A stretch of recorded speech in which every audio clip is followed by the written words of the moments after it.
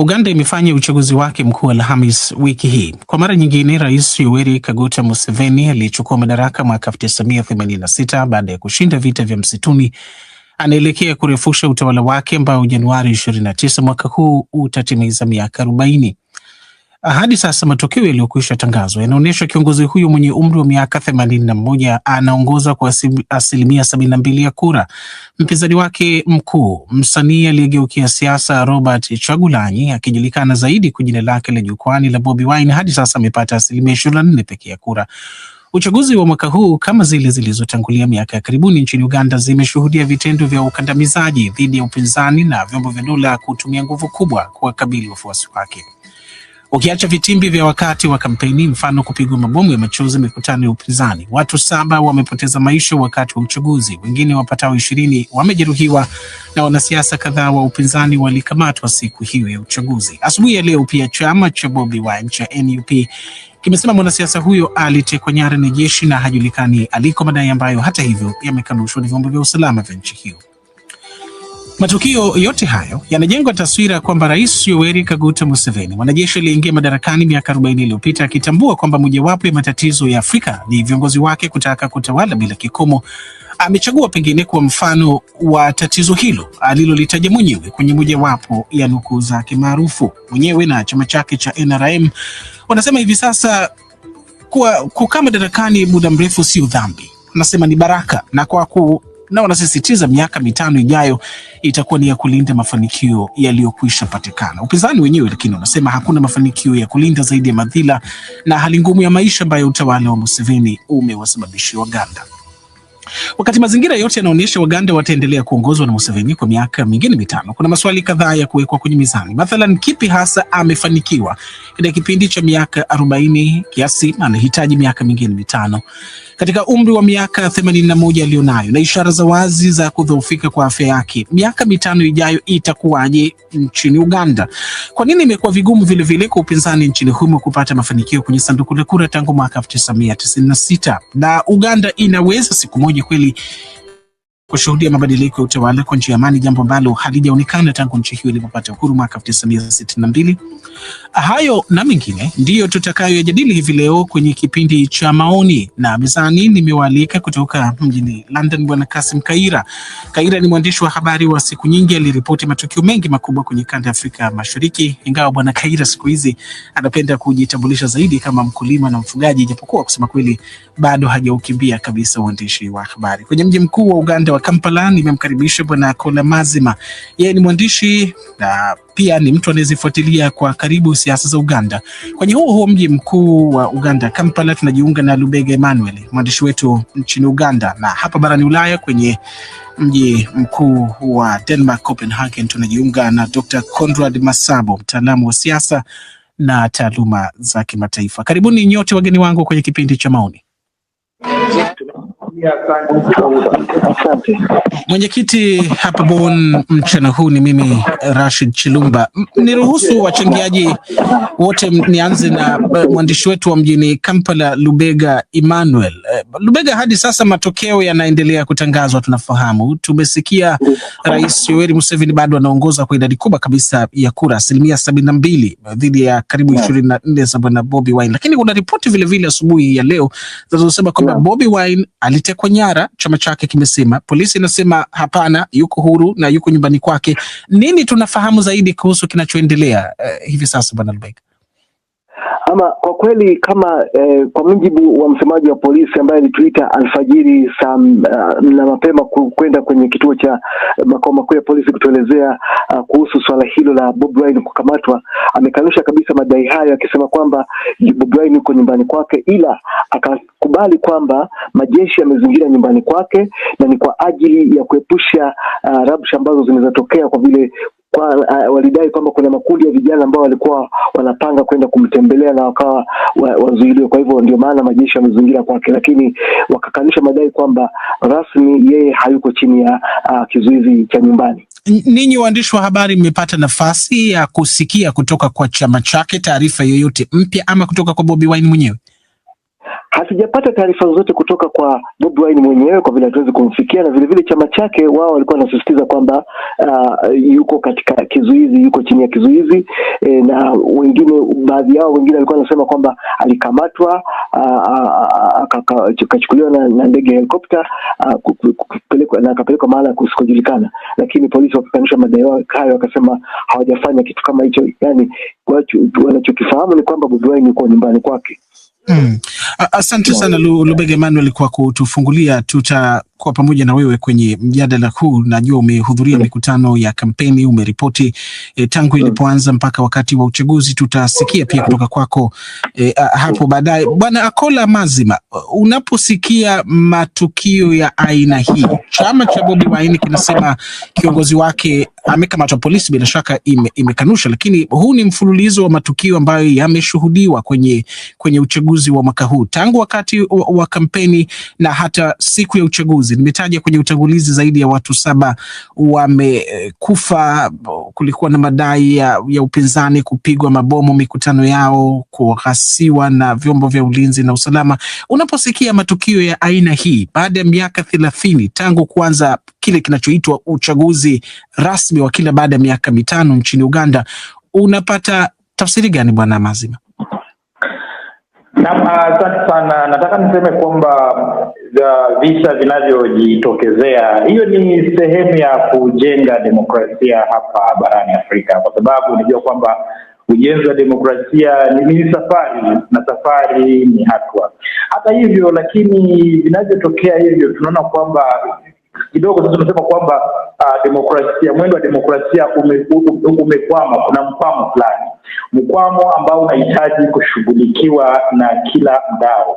Mara nyingi huwa nawakumbusha viongozi waliopo madarakani na hasa na viongozi wa upinzani kwamba Rais Yoweri Museveni alipoingia madarakani, yani vile vita vilivyomuingiza madarakani, walikuwa na wimbo mzuri aliokuwa akiimba sana. Ulikuwa naenda hivi: kazi ngumu tuliofanya na wananchi wenyewe, kumuondoa adui, kumupiga adui na kumuondoa Uganda. Kwa hivyo wimbo huu unaashiria kwamba shughuli yoyote ile walioifanya ukombozi wa Uganda ilikuwa kwa maslahi ya wananchi wa Uganda na ilikuwa kwa usaidizi wa watu wa Uganda, ikimaanisha kwamba wanajeshi na viongozi popote pale wanapofanya kitu ambacho hakiwahusishi watu, ambacho hakitei maslahi ya watu, inakuwa ni dosari kubwa sana. Kwa hivyo kulingana na haya yanayoendelea, mimi nasema kwamba kila kiongozi popote pale alipo, wale wenye nguvu na wale ambao hawana nguvu, wajitathmini, wajue kwamba silaha kubwa katika uongozi ni nia na maslahi ya watu. Na pale usipotetea maslahi ya watu, jua kwamba watu wanaweza wakanyamaza, lakini kama Waswahili wanavyosema, mwanzo wa ngoma ni lele, na ngoma ikilia sana upasuka. Bwana Kasim Kaira, Bwana Mazima anasema kazi ya siasa inatakiwa itizame maslahi ya watu. Bila shaka uko chama cha Museveni cha NRM kinasema maslahi ya watu ni kazi aliyoifanya kwa zaidi ya miaka 40. Ndio maana hata sasa tunaona matokeo ya uchaguzi yanaashiria atapata ushindi mnono. Hivi sasa anaongoza kwa zaidi ya 72%. Si ndio maslahi ya watu hayo wanamzawadia ushindi? Ndio, na ndani ya chama ndivyo watakavyosema kwamba hilo ni jibu lililotoka kwa watu kutokana na yale ambayo yamefanywa katika miaka hiyo 40. Shida ni kwamba unapoangalia njia iliyopelekea safari hii kwenda kufikia wakati huu, uchaguzi, kampeni pale ilianza kwa mwendo wa pole sana, kiasi kwamba nilianza kupokea ujumbe na watu mitandaoni wenyewe wakiwa ni kama wanachochea, wanasema kampeni mbona haina ladha yoyote. Yaani kuwa kampeni zilikuwa zimeanza kwa amani, wagombea wanaingia maeneo tofauti, hamna shida. Watu wenyewe kani kama kidogo wanalalamika kwamba walikuwa hawajapokea chumvi, yaani walikuwa bado hawajaweza kukinukisha. Kampeni ilipoanza kushika kasi na kukaribia uchaguzi wenyewe, tuliona maneno tofauti ambayo yameenda yakijitokeza, vurugu, vitendo vilivyofanya na idara za usalama, yani hasa polisi na wanajeshi, vitu kidogo ambao vilitia dosari katika njia na kuelekeza kwamba safari iliyokuwa inakaribiwa ilikuwa labda itakuwa ngumu. Lakini hata hivyo haikuzuia watu kujitolea katika maelfu na maelfu kuingia barabarani kuonyesha ushabiki wa wagombea tofauti, ikiwemo na wagombea wa washabiki wa Rais Museveni wenyewe, lakini zaidi wale wa upande wa NUP ya Kyagulanyi maarufu kwa Bobi Wine. Yaani kufikia wakati wa uchaguzi kwenyewe taswira ilikuwa kidogo, yani manake ilikuwa kwa mtu ambaye amezoea uchaguzi. Mimi nimefuatilia chaguzi za Uganda tangu uchaguzi wa kwanza kabisa mwaka 1996 ambapo nilikuwa ndio nimemaliza chuo na nilishughulika ndani ya kampeni ya uchaguzi. Nilikuwa katika vyama ambavyo vilishiriki katika uchaguzi huo, manake ikawa hapo niliingia ndani kabisa na kuona siasa zinazofanyika ndani, especially ya control center, niseme kwamba ni tallying center lakini control center ya chama. Na baadaye sasa kuanza kufuatilia kwa karibu kama mwandishi wa habari 2001, 2006, 2011, 2016 uchaguzi huu wote nimeufuatilia, na unaona kidogo kuna vitu ambavyo vinajitokeza kidogo ambavyo ni vya Bwana Kaira, vitu hivyo ni vya kuboresha ama ukilinganisha uchaguzi wa mwaka 1996 ambao ulikuwa ni wa kwanza baada ya Museveni kuingia madarakani miaka 10 iliyotangulia, ukiulinganisha unataka kusema wa mwaka huu una nafuu? Hamna nafuu, unaendelea kuwa mgumu, manake upinzani na ushindani umeendelea kupata nguvu zaidi.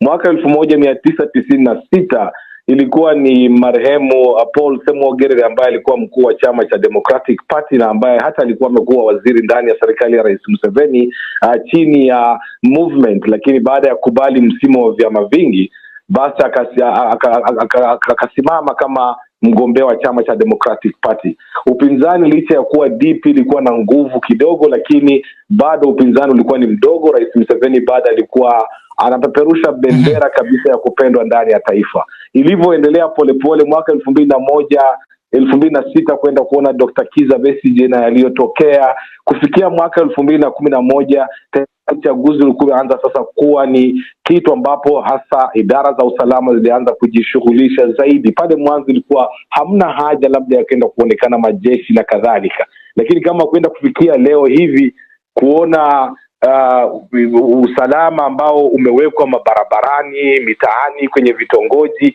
unaona kwamba ni hali ya kujaribu kuzuia upinzani ambao umeendelea kupanda kwa kila siku, yani kwa kila uchaguzi. Na zaidi nafikiri shida kubwa mara nyingi inatokea kwa watu kuwa na matumainio makubwa. Yani kila mgombea anapoingia katika uchaguzi anajua kwamba lazima atashinda.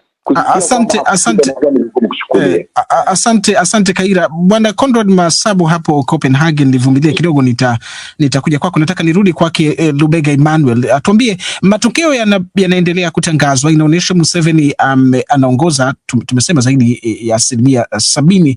Hali jumla ya mapokeo wananchi nchini Uganda ikoje kutokana na matokeo hayo?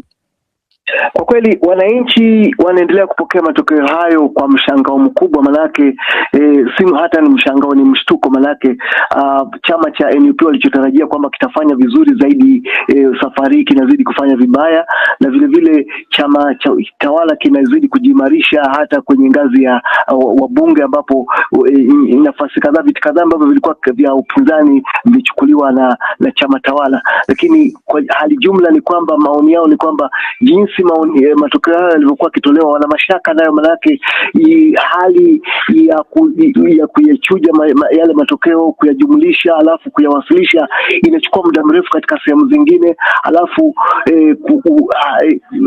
mambo ambayo yamejitokeza wakati wa kuhesabu kura katika sehemu mbalimbali ambapo pametokea vurugu hapa na pale, na hata watu kuuawa katika sehemu kama kule Butambala, ni kitu ambacho kinaleta hofu na mashaka kuhusu matokeo hayo.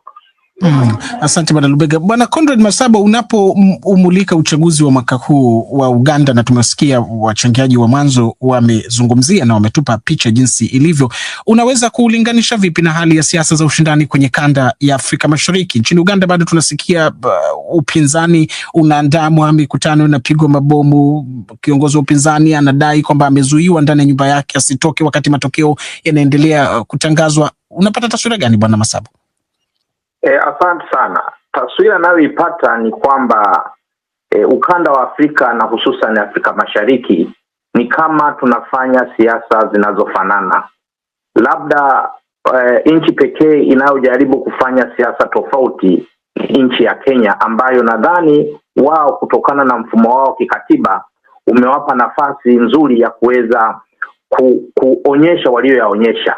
Lakini ukichukulia mfano yaliyotokea Mozambiki, yaliyotokea Tanzania, unaweza kuhisi na kusema kwamba ni kama chaguzi zetu zinakata kwenye kitambaa kile kile. Matumizi ya nguvu kubwa, matumizi ya majeshi katika uchaguzi, na hususan kutetea mtawala aliyoko madarakani, ambayo tafsiri yake ni kwamba tunakuwa na chaguzi ambazo hazipo tayari kwa matokeo. Walioko kwenye madaraka ni kama hawako tayari kuondoka madarakani katika utaratibu waliojiwekea wenyewe, ambao ni tafsiri ya kuwa na mfumo wa demokrasia ya hadaa, ambayo unahadaa wananchi kwamba wanaweza kuamua kupitia sanduku la kura, lakini huku ukweli unabaki kwamba watawala wameendelea kuhodhi nguvu na kuamua nani aingie na nani atoke. Kwa hiyo ukiondoa nchi kama Zambia, Malawi ambazo zimefanya vizuri zaidi katika kubadilishana uongozi, kwa nchi kama Tanzania na Uganda tunaona kwamba vyama vile vinavyojiita vya ukombozi, vyama vimeendelea kuhodhi mamlaka na kuweka mbinu mbalimbali za kuweza kuhakikisha kwamba vyama hivyo vinabaki madarakani. Tafsiri ambayo ni kwamba wananchi huenda wakakata tamaa, na wakikata tamaa wanaweza kuchukua maamuzi tofauti. Lakini Bwana Masabo, unaweza kuelezea vipi hisia za wananchi kukata tamaa katika mazingira ambako tunaona tunaweza kusema kuna hali ya utulivu nchini Uganda? Matokeo yanaonyesha 70% ya Waganda wamemchagua Yoweri Kaguta Museveni, na mara zote anapoulizwa kuhusiana na kwa nini anaamini anapata ushindi wa namna hiyo, anasema wananchi wanamkubali. Anatoa sababu, anasema amefanikiwa kwa miaka 40 iliyopita kuifanya Uganda kuwa nchi yenye amani na utulivu. Aliingia madarakani mwaka 1986 Yoweri Kaguta Museveni akipokea nchi ambayo ilikuwa inashuhudia mapinduzi ya kijeshi kila wakati, ubishani kuhusu matokeo ya uchaguzi na mzozo mkubwa wa kisiasa kwenye taifa hilo la Afrika Mashariki. Kwa nini wasimchague aendelee kubakia? Asante. Uchaguzi, nadhani changamoto tunayoipata ni kutafsiri demokrasia kama tukio la siku ya kupiga kura. Demokrasia tunatakiwa tuielewe zaidi katika mchakato wake. Kwa mtu yeyote aliyekuwa akifuatilia kampeni za uchaguzi au utawala nchini Uganda, mara kadhaa mpinzani mkuu Bobi Wine amekuwa akikumbwa na kadhia nyingi ambavyo ni viashiria kwamba ni nchi inayoruhusu mfumo wa demokrasia, lakini haiko tayari kuruhusu mfumo wa demokrasia. Tunachokipata kama matokeo hakiwezi kuwa au kuakisi kwamba watu wamemkubali. Tukumbuke katika mifumo ya siasa za Kisovieti kuna msemo unaosema mtu muhimu zaidi ni anayetangaza uchaguzi, sio aliyepiga kura wala sio aliyehesabu kura, bali yule anayetangaza uchaguzi. Sasa katika nchi ambazo taasisi zetu zinazosimamia uchaguzi haziaminiki na hazikubaliki kwa wananchi, na mara nyingi zimeegemea katika mfumo utawala ulioko madarakani, ni vigumu kutumia kigezo cha ushindi au kura zilizohesabiwa na taasisi hizo kama kipimo cha rais kukubalika. Na huenda ndiyo maana kuna vuguvugu au wito wa watu kutaka kuwa na tume huru za uchaguzi, kuwa na katiba yenye kutoa uhuru zaidi kwa wananchi, ili hizi taasisi ziwe huru kuamua nani mshindi na nani sio mshindi. Kuondokana na hii dhana ya kudhani mshindi kweli amekubalika na wananchi. Asante Bwana Masabu. Bwana Akoli Amazima mjini Kampala, umemsikia Bwana Masabu na bila shaka ulimsikia mwanzo Bwana Kasim Kaira. Kinachoonekana ni kwamba upinzani unadai mara zote unaandamwa, lakini sio kwamba upinzani wenyewe kwenye nchi kama Uganda ni dhaifu sana. Tangu mwaka 1986 Yoweri Museveni amepambana na wapinzani kadhaa, Kizza Besigye, na sasa kusema kweli anayempa changamoto kubwa ni Bwana Robert Chagulanyi, lakini hatujaona ushirikiano wa karibu wa wapinzani wenyewe waliokuwa na nia ya dhati ya kukiondoa chama cha bwana Museveni madarakani cha NRM, kwa sababu bila shaka ili wananchi wauchague lazima muwe na sera mbadala dhidi ya zile za chama kilichopo madarakani. Kwenye uchaguzi huu kulikuwa na wagombea 8, 7 ni kutoka upinzani. Kwa nini kwa mfano wapinzani wote 7 wasingejiunga nyuma ya Chagulanyi kama kweli iko dhamira ya kukiondoa chama cha Museveni madarakani kwa madai kwamba hakijafanya vya kutosha nchini Uganda, bwana Mazima? Naam, nataka niseme kwamba siku hizi tuna siasa za ubinafsi, kwamba mimi nisipopata wengine wasipate, kwa sababu tunaona kwamba hata katika kampeni hizi Mheshimiwa Nandala Mafamvi ambaye pia ni miongoni mwa wagombea 8 amekuwa akisema kwamba wasipomchagua bora wamchague Rais Yoweri Museveni. Amekuwa upande wa upinzani kwa miaka mingi. Tumeona wapinzani wa zamani kama Mheshimiwa Norbert Mao sasa hivi wamejiunga na Rais Yoweri Museveni. Kwa hivyo ule ubinafsi umewaingia wanasiasa wa upinzani. Lakini pamoja na hayo, tujue kwamba wengine tunaweza kusema kwamba kulikuwa na njama ya kusema kwamba basi wapinzani wajitokeze kwa wingi ili Rais Museveni na chama chake tawala wawanyime nafasi ya kushinda uchaguzi katika duru ya kwanza, maana yake wasipate 51% ambayo itakubali ambayo itamruhusu kutangazwa moja kwa moja kama mshindi. Na kwa hivyo tunaona kwamba pia hiyo mbinu imeshindikana. Lakini na kwa upande mwingine, unajua kushindana dhidi ya vyama vya mapinduzi ambayo tuna kama Frelimo, tuna ANC, tuna ZANU-PF, tuna NRM na CCM Tanzania.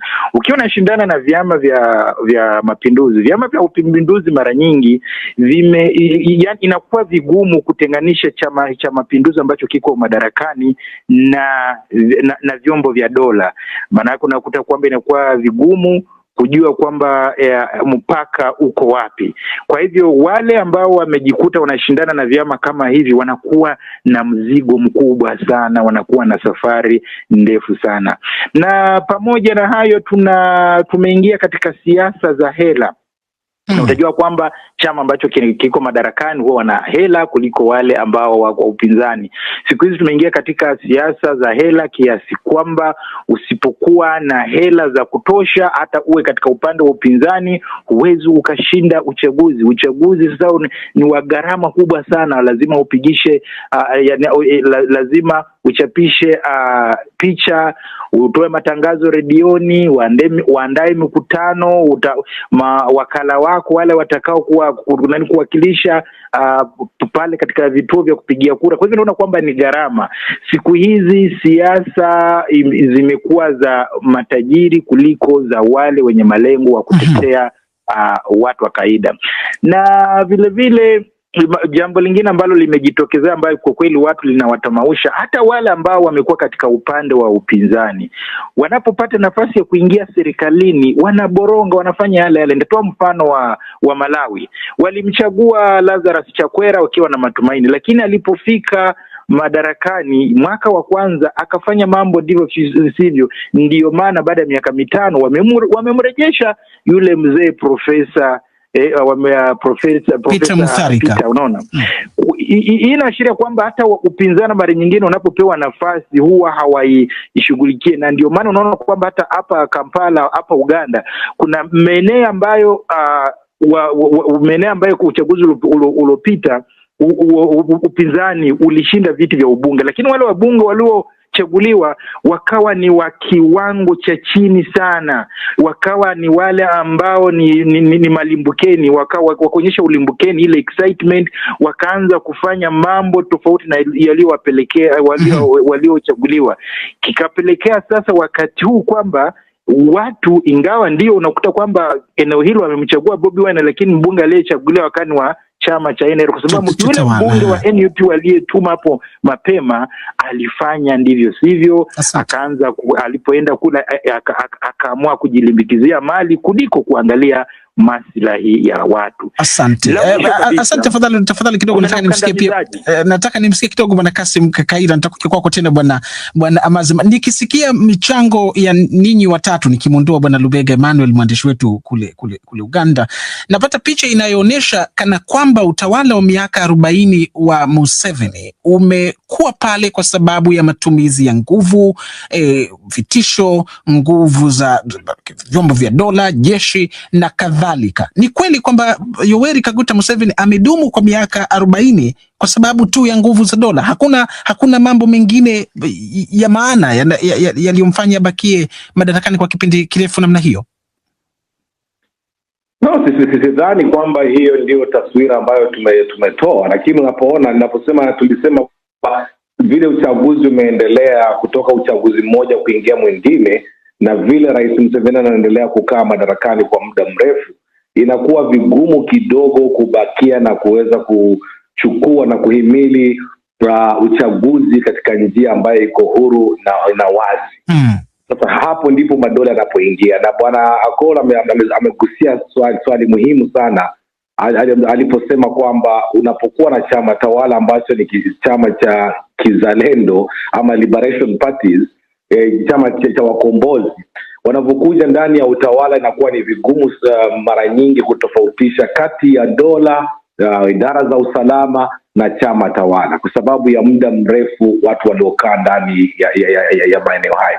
Rais Museveni amekuwa na kura nyingi, na baada na kura nyingi lakini vijijini. Na actually kitu kimoja ambacho nimeona kinakuwa kosa kidogo katika uchaguzi ni kwamba matokeo ya kwanza yanayotangazwa yanakuwa ni ya mijini, na hiyo ni automatic kwa sababu ni karibu na kwa hivyo mawasiliano ni rahisi. Sasa matangazo haya yanapotolewa, unakuta labda 10% ama 15% ndizo zimetolewa, lakini tayari zinaonyesha 70% na 80% kutokana na hizo 20% ambazo zimepatikana. Kwa mtu aliyeona mtu wa upinzani, ambapo mara nyingi unakuta mijini upinzani ndiko unakokuwa na nguvu, mtu aliyeona 61 mfano kwa Bobi Wine katika saa chache zilizoanzia, kusikia kwamba ametoka 61% kufikia 24% hatimaye, inakuwa ni vigumu kumuonyesha kwamba uchaguzi haujaibiwa. So na hilo nalo ni labda ni kitu cha kuangalia hicho, lakini mwanzo ulikuwa ni rahisi. Kila uchaguzi unapoendelea na upinzani unaendelea kuwa mkali, unapoona nguvu ambazo Bobi Wine amekuja nazo, tofauti kidogo na Kano Dr. Kizza Besigye. Kizza Besigye naye alikuwa na msisimko mkubwa. 2011 ilikuwa ni hatari kabisa. Kufikia 2016 ulikuwa unaona ni tofauti. Lakini baada ya hapo Bobi Wine amekuja sasa na vijana wote. Unapoona uchaguzi uliopita wa 2021, unapoangalia voter turnout, watu waliojitokeza kuja kupiga kura, ni idadi ndogo ukilinganisha sasa na watu ambao walikuwa wanakubalika sasa kupiga kura. Milioni 21, milioni 18 na 100,000 wamejitokeza. Kidogo unaona kuna msisimko mkubwa, na kila msisimko unapokuwa mkubwa, hii voter apathy imebadilishwa sasa na Robert Kyagulanyi na nguvu alizoleta katika kura hii. Sasa hiyo inaongeza pressure kwenye madola kuhakikisha hali za usalama, na hasa katika maeneo ambapo matangazo yatakapotolewa kama tangazo la mwisho sasa la kusema nani mshindi, nani anaibuka mshindi. Unajua hapo huenda ikatokea vurugu, hasa kwa wale walioamini kutokana na idadi ya waliojitokeza kwenye kampeni kwamba lazima walikuwa watashinda. Kusikia mengine itakuwa ni vigumu kukubali. Hiyo ina kidogo inaita pressure, na hivyo kuleta dola za usalama sasa kuingia barabarani na vitongoji. Asante. Kabla hatujamulika miaka 5 inayokuja katika mazingira haya ya sasa ambayo inaonyesha pengine Rais Yoweri Museveni atatangazwa mshindi kwa matokeo yanavyokwenda, nataka nisikie kwako Bwana Conrad Masabo. Mwanasiasa huyu mtu mzima Yoweri Kaguta Museveni alipoingia madarakani, nilisema kwenye utangulizi, iko manake nukuu yake maarufu kabisa inayosema moja ya changamoto kubwa barani Afrika, na akagusia ikiwemo nchini mwake Uganda, ni viongozi kutamani kubakia madarakani kwa muda mrefu. Sasa anatimiza miaka 40. Wengi walitaraji pengine angeondoka mapema. Nini unaamini kilibadilisha fikra zake kwamba hata baada ya miaka 80 anataka miaka mingine 5 ya kuiongoza Uganda, Bwana Masabo? Asante sana. Nadhani katika hilo aliyebahatika kukwepa mtego huo alikuwa hayati Nelson Mandela. Wengine wamekumbwa na mtego huo, na mara nyingi kinachosababisha waone vigumu kutoka ni baada ya kushindwa kutimiza ahadi walizozitoa, na wakishashindwa kutimiza na matumaini ya wananchi waliowapa, basi wanaogopa kutoka, kwa sababu wanajua hususani kama alikuwa na ubadhirifu, uvunjifu wa haki za binadamu, anakuwa na hisi akitoka kuna uwezekano wa yeye kupata madhira kama kushtakiwa na kupelekwa kwenye vyombo vya kimaamuzi kama vya kimataifa. Ukiangalia alikotokea Yoweri Kaguta Museveni, ile miaka na matumaini watu waliokuwa nayo, wanatamani waondoke kwenye kitu kinachoitwa amani. Kwa tukisha kuwa na amani, tunatarajia tuwe na maendeleo. Sasa ukirudi Uganda ukaangalia kasi ya ukosekanaji wa ajira, hali ya huduma za afya, barabara, miundombinu ya afya, miundombinu ya elimu, utajua kwamba kwa kiasi kikubwa matumaini aliyowapa miaka hiyo hayapo tena. Na sasa kama hayapo, anatokaje? Akitoka anaogopa kutoka kwa aibu. Kuogopa kutoka kwa aibu kunategemea na utendaji mbovu anaokuwa amekuwa nao katika kutimiza zile ahadi alizowapa wananchi. Nadhani tatizo kubwa huwa ni kutoa ahadi nyingi kabla hujajua changamoto za utawala wa umma. Utawala wa umma una mambo mengi, una misukosuko mingi, mingine wanaahidi bila kujua kwamba walichokiahidi utekelezaji wake huenda ni mgumu au hauwezekani. Nadhani njia pekee ilikuwa ni kuahidi ndani ya vitu vinavyoweza kutekelezeka, na pale watu wasingeona aibu, woga kutoka kuondoka bila kukaa madarakani muda mrefu. Asante sana Bwana Amazima. Bwana Lubega, nivumilie kidogo, nitakuja kwako.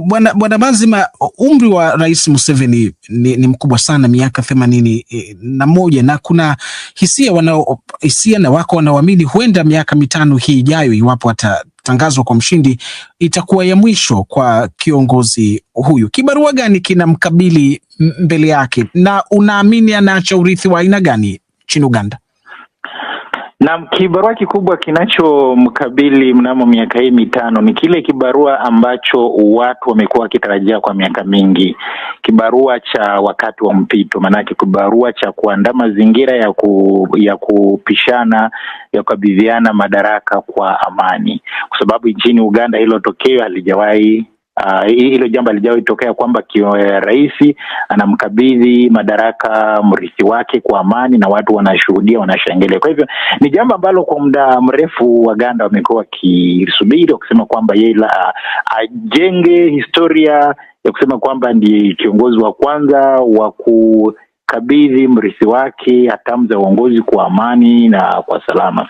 Lakini pamoja na hayo, kuna profesa ule daktari akiwa Denmark amesema kwamba ni mambo yanajitokeza yalivyo kwa sababu viongozi wakikaa sana madarakani wanatoa ahadi nyingi ambazo wanashindwa kutekeleza. Si kweli hivyo. Nchini Uganda tunaona kwamba Museveni na NRM kwa kweli walipoingia madarakani kulikuwa na maendeleo kwa kasi tena, maendeleo, mabadiliko, mageuzi mengi. Lakini baada ya miaka 20 kasi hiyo ikaingia mkwamo. Mabadiliko, maendeleo na mageuzi yakaingia mkwamo fulani. Kwa hivyo huo mkwamo ambao umeshuhudiwa, ndio maana unaona kwamba upinzani umejitokeza juu kusema kwamba ndio miaka ya awali kwa kweli kulikuwa na mambo mengi ya kimaendeleo ambayo yameingia katika mkwamo fulani ambao huo mkwamo unafaa utatuliwe. Na la mwisho kabisa nchini Uganda, kama Kaira alivyosema, ndio Rais Museveni baada ufasi anao, kwa sababu alipoingia madarakani walimuona kama mkombozi, akajenga taswira kama baba wa makombozi na baba wa ukombozi na baba wa taifa. Sasa hivi ni babu, ndio maana mara nyingi wananchi huwaita wazukuru kwa Kiganda inamaanisha wajukuu. Kwa hivyo anachukulia kwamba watu kubwa ya wafasi wa Bobi Wine ni wajukuu wake ambao wanafaa washughulikie kama babu yao. Kwa hivyo mtu ambaye akijenga taswira kama hiyo anakuwa na ule ufasi wake hata ambao upo mashambani, ambao upo mkoani,